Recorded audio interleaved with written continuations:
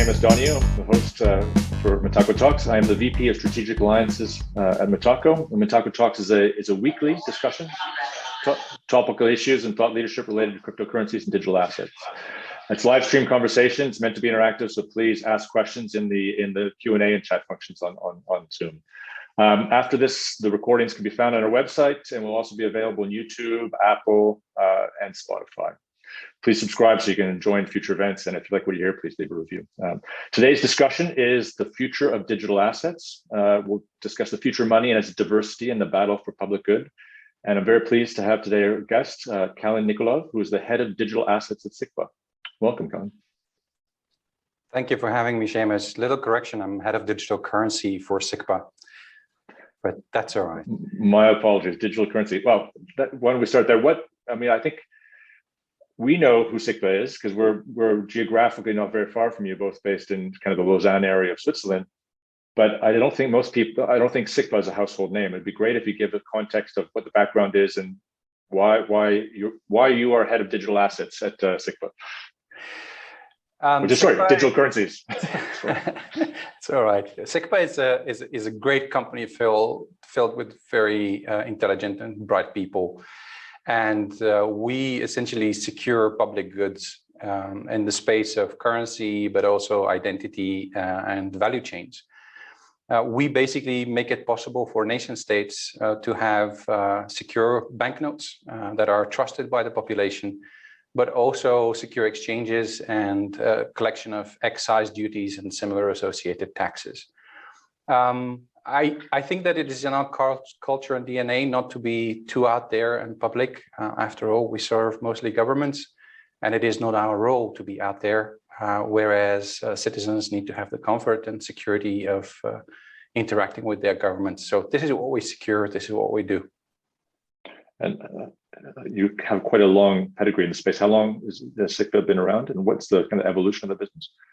Well, SICPA started in Lausanne in 1927, so we're almost a centennial company by now.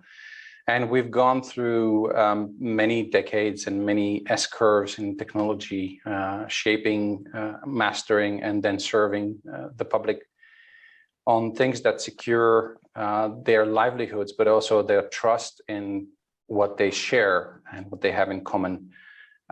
If you look at the banknote, very few people take time to examine it, but it's actually one of the most magnificent inventions of mankind, at least in the last couple of hundred years, because on that little surface, you have so much technology packed in to make it trustworthy.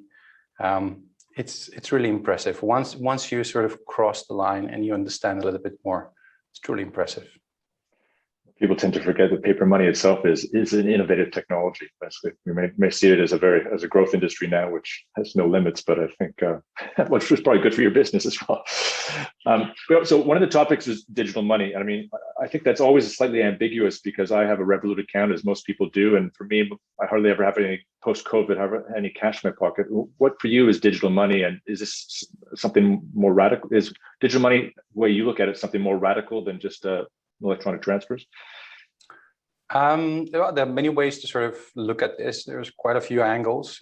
So maybe first things first, digital money has been around for a long time. I think good 4 or 5 decades now. Large value payment systems, real-time gross settlement systems, pretty much everything on the back end has been digital. And in the latest of decades, we've seen also things like high frequency trading on the floor of stock exchanges, which by definition are digital.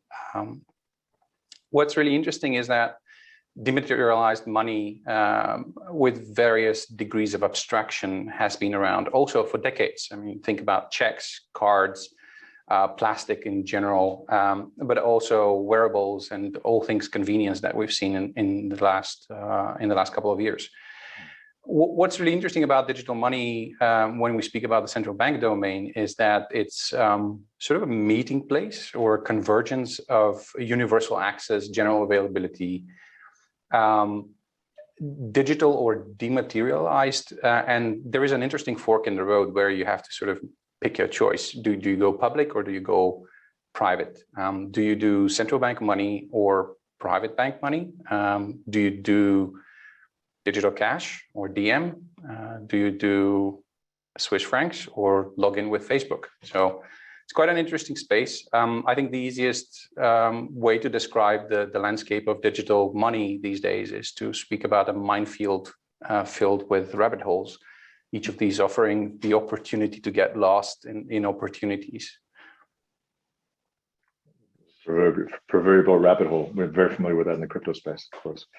So from what you're saying is this definition of digital money, is this the next S-curve of evolution of money then? You mentioned S-curves earlier. So the way we frame that conversation is very much around substrates. So if you look at money or banknotes, they've been around for quite a while, and we've seen paper, we've seen cotton, we've seen polymer. Of late, we also see hybrid banknotes. Digital is just the next substrate for money to exist in. Strictly speaking about central bank money. Of course, we'll see a flurry of others that will probably never have a material expression or a way for people to sort of touch it with their hands. But when we speak about central bank digital currency, the interesting part is that technology will serve the public good. So all the innovation that we're seeing on the private side will ultimately funnel and trickle down to pretty much every transfer or value exchange that we see in the future. So to your question, yes, it is very much the next S-curve when we speak about money. But we have to sort of temper our anticipation because the world of money is something that is quite slow. And usually it takes decades, if not centuries, to form or shape that new reality. Well, in that context, the speed of we've seen in terms of the cryptocurrency market, how would you define basically, or how would you frame, let's say, the cryptocurrency versus CBDCs? Is this just private versus public good money, or what's your view on that? I think that to a certain extent, yes, you can frame it as public versus private. At the same time, there is no clear owner per se of the Bitcoin network or the Bitcoin asset class. So maybe there is a nuance here to speak about public, which have a clear lineage coming from the central bank. You have private, which is a huge variety of innovation coming from all sorts of angles, stock exchanges, private banks, but also fintech. And then you have this new emerging class, which is completely novel as to the monetary system we operate in, and therefore presents new opportunities that are to be explored. It's interesting that you mentioned the new opportunities, because I think just yesterday, the Danish central bank mentioned, or the head of the central bank in Denmark mentioned that cryptocurrencies are a speculative fad that will pass and central banks don't need to pay attention to it. Is that your view as well? Or is there something, as you said, is there something to be learned in this space? Let me preface that answer by saying this is my own opinion. I do believe that Bitcoin is a lot more than a passing fad. I do believe that Bitcoin, so speaking about Bitcoin, maybe we should make a little bit of a distinction. There are sort of two components to it, the Bitcoin network and then the Bitcoin asset class. I believe that the Bitcoin asset class has the possibility to replace basically all commodities that are out there today that we extract from Earth. That will no longer be the case 20 to 30 years from now. So if you think of oil, for example, once this is no longer a commodity that is in the market, I think we will truly see the rise of digital gold or asset classes that are not owned or controlled by a single sovereign emerge and fill that space, offering an asset class that is trustless and transcending single borders. It's like a global bearer asset, high quality bearer, global bearer asset. I feel like Bitcoin is often used in conversation, but not all the nuances are unpacked. Bitcoin can be a bearer asset, but it can also not be one. We've seen the rise of companies like Chainalysis and multiple agencies developing that internal muscle that allows for the public ledger to be analyzed and then for transactions to be made transparent or traced. Yeah. We've seen also initiatives coming from Financial Action Task Force, the G20 countries, that aim to basically make it transparent or to control the custody wallets in a way that will assign ownership, beneficial ownership to whoever controls the private keys. So in a certain way, it cannot offer this functionality, but in certain scenarios, you can totally see how this can work. So if you have a fixed value wallet and you have a paper wallet on the back of that, where you transact with paper wallets versus transactions on ledger, this can be achieved. So the answer, I guess, to the Bitcoin as a bearer asset is both yes and no. It can be in certain scenarios. Okay. I mean, maybe just going to a slightly different angle. You mentioned earlier about identity. How do you see identity tying into this digital money space? Well, maybe the best way to frame it is to say that currency has an identity problem. And let me unpack this a little bit. As we see currencies available to the general public dematerialize, there is a point in time where the boundaries between payments and currency, or currency at rest and currency at move, basically blur, which means that increasingly we should have confidence as to how compliance is exercised. We see that, as mentioned, the G20 countries are quite prescriptive and have issued multiple guidance. The travel rule is something which is quite known in our domain as to identifying the beneficial parties at the end of each transaction. So if you think of central bank money in the future, or payments at large in the future, there is an identity component which has to be handled, and it has to be handled also in the context of things like GDPR or the California Act, where personally identifiable information should be handled with care. So I think also, if we look into the not too distant future, there is certainly a merge or convergence of identity and currency. And it has to do with multiple dynamics in the background on both the issuance, but also the actual usage of currency. So I would venture to say it's a pretty important part of currency identity, at least the future we're looking into. Yeah, I 100% agree. And with that regulatory oversight that you mentioned, or basically the push for regulatory oversight, how do you see the trade-off or the balance between the anonymity we have with cash right now and basically the movement into what we call, say, a CBDC, and what could potentially be at an extreme, something like the DCEP project in China, which is in many degrees more about surveillance and control. How does that get balanced? That's a whole conversation on its own. Let me see.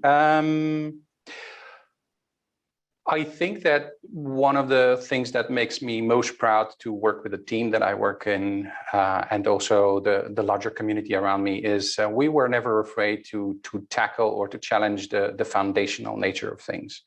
So to your question, I think very often the conversation is framed around either or exclusivity. So you should pick one. You should either feel safe and then forego your privacy, or you should have privacy, but then bad things can happen. One of the things we did very early on in the journey around CBDC was to completely reframe the questions we're asking. And we said it shouldn't be either or. You should have the privacy, but then you should also have the compliance. You should be comfortable that you are not tracked by 165 companies or however they are listed in the DCEP or Alipay terms of service. However, if you are a malicious actor, you should fully expect that you will be brought to justice and you will not be able to impact society. So many of these things we took on early in the journey. So things like privacy and compliance, for us, it's not either or. We firmly believe that these are things which are mutually reinforcing, and they form a flywheel of sorts. All the things that come to mind, offline and online, is another one of those. Sovereignty of the state, sovereignty of the monetary policy, while still retaining the global nature of trade, for example, and interoperability is another that comes to mind. But very early on, we literally allowed ourselves to have a clean slate and then start from scratch, imagining what digital currency should look like if we were to embark on that journey, like I said, day one. So we didn't try to take the easy way, put everything on the blockchain and then just market it that way, but rather try to rethink the entire ecosystem, make sure that central bank retains the control of the monetary policy and stay within mandate, financial stability, and trust in the currency, whereas also allow for everything else to exist when it comes to the private sector, so deposit taking, credit, interchanges, convenience, wearables, you name it. We very much did. This is, I'm probably taking a detour, but this is one area where I feel like Metaco and SICPA are very much close in mindset. The engineering approach of thinking of things as ecosystems, where it is not about us building a walled garden that we control and hold keys to, as opposed to being a good actor and a force for good within an ecosystem.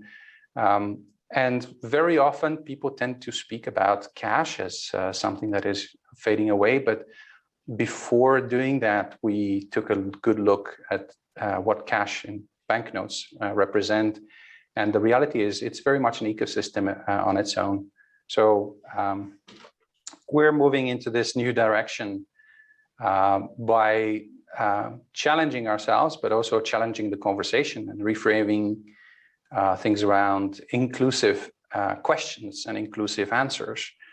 So the answer to your question is we believe privacy and compliance can be achieved in each transaction. I appreciate it. That the nuance of the view is important, and I think it's very good to hear that. Because I often find it funny when we see the central bank, different central banks, whether it's Janet Yellen or others, saying that the primary use is illicit activity, whereas actually the tools are much more effective in this space. If you can get the balance right in terms of tracking and privacy, you have a lot more transparency than you do in cash. So, if as we move to a let's say a CBDC world that we have central bank digital currencies, what's the relevance of commercial banks if everybody has an account with the central bank, or is that not the model that you think is most likely to evolve? Is it a wholesale or retail model? How do you think this looks? So I think that there is no future, or at least no foreseeable future in our lifetimes, where we will see people holding accounts in the central banks, and it has to do with the current monetary system. So first of all, we exist in a world of fractional reserve. Second of all, we have very clear separation of concerns when it comes to the commercial space and the central bank space. This is a world where central banks do not handle mortgages or credit creation. This is clearly the privy of the commercial sector. And essentially what you speak of when you mention accounts in the central bank is flat banking. Flat banking is not something that can be a rip and replace exercise in a span of a lifetime. The current world of finance is so interconnected and so interdependent that this is not a real possibility. I mean, you mentioned earlier DCEP. China is that pioneer ahead of everyone else that gets pointed at and critiqued. But China took the cautious approach where they have a two-tiered system.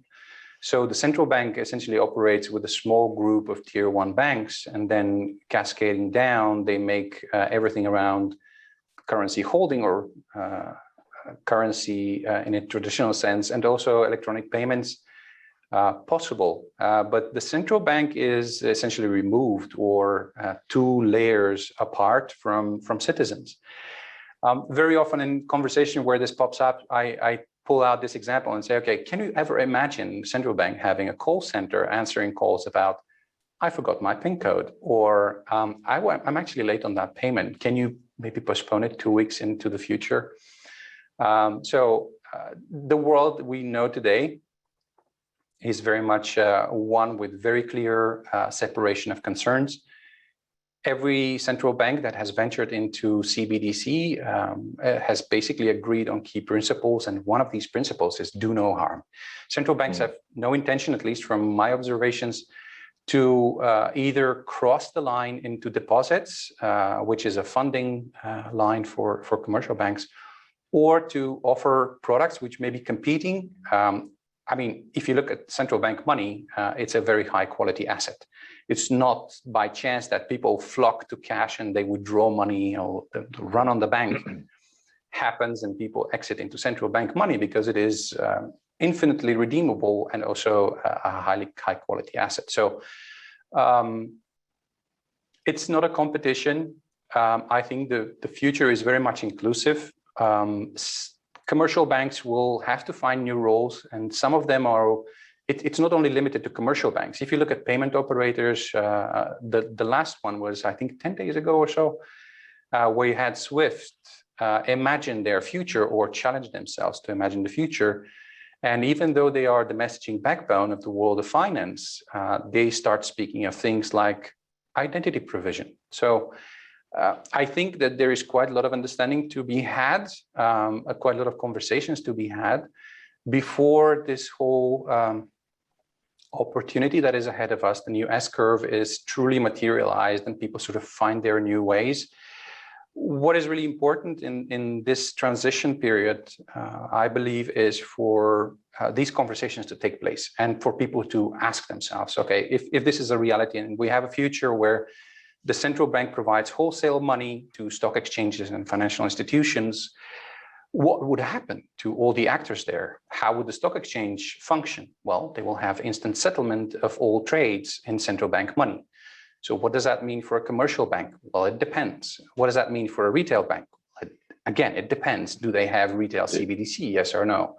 So the role of the central bank is evolving. I see it as an opportunity for them to step up and have a much more dominant role in securing the public goods. And dominant role means a leading role, not so much oversight or, as you alluded in an earlier question, possibly surveillance. I don't think that anybody reasonably expects that or works toward that. It's a pretty comprehensive answer. Thank you. I mean, how do you see things like stable coins fitting into that framework? We've seen obviously stable coins rise from very relatively small market cap to almost 100 billion now in terms of the tethers of the world, USDCs, etc. Still small in absolute terms, but they're sorry in relative terms, but growing very rapidly. How do you see that world with central bank digital currencies, central bank issued digital currencies, and these private initiatives? I think in the future we will see pretty much everyone and everything issue value or their own currency. Whether this currency is universally accepted or it's just loyalty points for the local bowling alley, to be seen. Speaking about stablecoins, I still firmly believe that they are disproportionately under-leveraged and therefore high-risk assets. And it has to do with simple mechanics. Right now, federally insured deposits only go to 100,000 or so, depending on which territory you reside in. Therefore, to have 100 billion on a bank account that is insured to 100,000 might not be exactly the smartest move. What is really interesting is that Professor Catalini from the DM Initiative recently went on record and threw quite a lot of people off in saying that once there is a digital dollar issued by the Federal Reserve System, DM will no longer use a stable coin as a means of exchange or fueling the transactions inside the DM network. And to be honest, there's quite good reasons to do so. If there is something which is a passing fad, I think that it's stable coins. Once there is central bank issued digital currency that is infinitely redeemable and the highest quality of asset, speaking about both liquidity and quality of the backing, there will be no reason for stable coins to exist. You will have instant settlement, you will have the liquidity provider of last resort backing that asset. So it makes perfect sense for fintechs and other companies, including large ones like stock exchanges, to adopt CBDC. And this probably builds a little bit on the earlier question, where all actors, tier one and all the way to the mom and pop shop, will benefit from the issuance of central bank digital currency. I hadn't seen that DM comment. That is indeed very interesting. I mean, speaking of DM, how do you look at DM? Obviously, they're bringing. My perception is this is really, when they announced what was Libra, now DM, it really woke up the central banking community to this whole notion of digital money. Basically, how do you see that evolving? I mean, it's not live yet, from what I can tell, basically. But what's your view on DM? DM, I think, will be a case study in Harvard Business School here on 5 years or sooner. I think it is a masterfully played plan. There are very smart people behind it, obviously. Indeed. What is really interesting is my personal observation. I insist on that. My personal observation is that we're seeing something very similar to what happened in the 60s and the 70s, where the sugar industry stirred up a number of reports pointing the finger on obesity and assigning this to fat, where you had this explosion of new products which were low fat, zero fat, and God knows what, but then the obesity problem continued to rise. And it is only 5 decades later we find out that, well, actually it wasn't the fat, it was the sugar. So now the counter trend begins, where everything is zero sugar. I think media, whether on their own or independently, quickly pointed at Libra as a challenger to the status of money issuance or central banks. And they basically had this as the clash of the titans of sort, where they described Libra as this threat on the sovereignty. Reality is, this is one of the monopolies of the state. It will probably never be let go of. And we've seen that over time, DM has scaled down from a global synthetic currency, as Mark Carney described it, or a replacement of the SDR, to single territory stable coins. And now they're even saying, well, if there is a digital dollar, we'll just adopt it and use it. So this sort of extends a little bit your question, who was the real counterparty of DM, if there is one? And my answer to this one is, I believe that the payment service providers and all intermediaries that basically charge a fee at the point of sale are the counterparties. They are the people who should be most concerned by the arrival of a fintech that will have near zero cost or super low cost convenience, and then day one, 2.4 or 2.7 billion people on their accounts. Which is a very interesting sort of, I mean, we can have this conversation back and forth. What's really interesting here is asking the second order question, the third order question, which is, what if Facebook achieved that? What if F2, Facebook Financial achieve that vision? And here we are coming to, again, the earlier part of the conversation around privacy, where the interesting question is, if you cross the social graph with the transaction graph, who is the surveyor now? Is it China with the DCEP, or is it this private company that suddenly has privy or peek into people's lives beyond any imaginable impact? And this is, again, coming back to reimagining the role of the central bank. I think central banks will play both hats.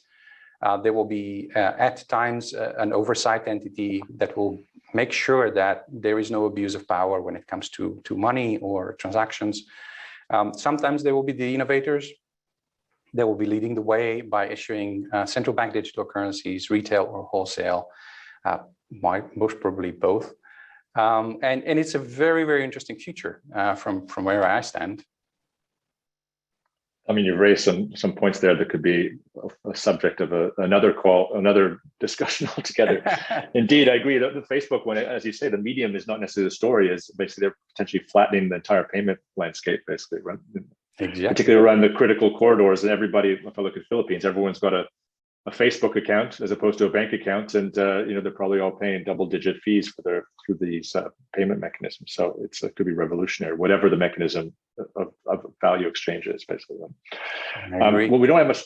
I think we're last minute here. Just any comments around kind of near-term innovation in this space that we can round things out on? What waves of innovation would you expect to see in the near term in digital money, if any? That's a bold prediction to be made, but I'll give it a swing anyway. I feel like some of the early pioneers in the space of digital currency are wearing off, in the sense of giving up on having both offline peer-to-peer payments and then privacy and compliance or similar things. I think there was a bank in the Nordics that recently went on saying, well, we have completely written off offline. I think that this time, if any, is truly a call to stage where central banks should be very clear and very prescriptive on what is a priority. Privacy, resilience, offline, all of these things should be on the table. There is no pressing need, especially in developed contexts or economies, to have that innovation. So if we are doing it, let's make sure that it actually serves something that we don't have today. I believe that the private sector is already innovating quite extensively when it comes to the payment space. When it comes to core currency or central bank issued currencies, this is the moment where I'm having in my mind this flashback to Bank of England saying policy before technology. I think these kind of snippets or statements will come more often and louder from central banks, and they will be guiding basically the development of technology. So to your question, I think what we will see is things that we haven't seen before. We will see true digital cash that works, operates, and behaves very much like banknotes and coins. We will see this fitting in a larger landscape of payments. It will be a sort of seamless switch between digital cash and account in all forms and mediums and interfaces, whether it's wearables, screens, or no screens. As you and I met in Geneva a couple of years ago, we said that the future is so exciting, nobody can actually predict it. I think maybe the best way to frame this one would be to say, we find ourselves at the very early days of the web. So we've had the internet for a while, but it's all been, black screen, green text, command line, and not so exciting. And we now have the emergence of browsers. Now we have the web. Now we have this thing on top, which is going to create things we never imagined. I mean, 1990, did anybody know that Facebook will be a reality? I don't think so. We have this call on Zoom. We're streaming to God knows how many people live. Yeah. We didn't know this is going to be there. We didn't know that we can survive 3 years of lockdown and companies to stay afloat. We didn't know that we can not travel and still have this meeting 10 time zones across without the jet lag and keep abreast with everything that's happening. So if I have to make a prediction about the future, is a lot will happen, a lot that we cannot imagine. But now is the time to be bold. Now is the time to push the envelope and ask for things that may seem impossible on the surface, but some companies that shall remain unnamed have actually solved them. Kalin, I think we need to have you back and dig into many of these subjects in more detail. So thanks very much for joining us today. Super interesting. And look forward to the next time. Pleasure as always, Seamus. Thank you very much for having me. Bye-bye. Thanks a lot. Thanks, Kalin. So as mentioned, the recordings can be found on our website, also on YouTube, Spotify, and Apple Podcasts. And we'll see you next week. Thanks for joining us today.